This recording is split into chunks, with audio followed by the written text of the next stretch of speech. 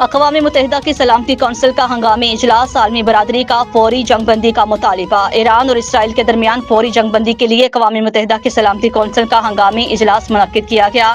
ایران اور اسرائیل کے درمیان کی فوری جنگ بندی کے لیے پاکستان، روس اور چین نے اقوام متحدہ کی سلامتی کونسل کا ہنگامی اجلاس بلانے کے لیے قرارداد جمع کروائی ہے۔ رائٹرز کے مطابق پاکستان، روس اور چین کی درخواست پر سلامتی کونسل کا ہنگامی اجلاس امریکی وقت کے مطابق 2 جبکہ پاکستانی وقت کے مطابق رات 12 بجے ہوگا۔ اس سے قبل ایران نے بھی سلامتی کونسل کا ہنگامی اجلاس بلانے کے لیے قرارداد جمع کرائی تھی۔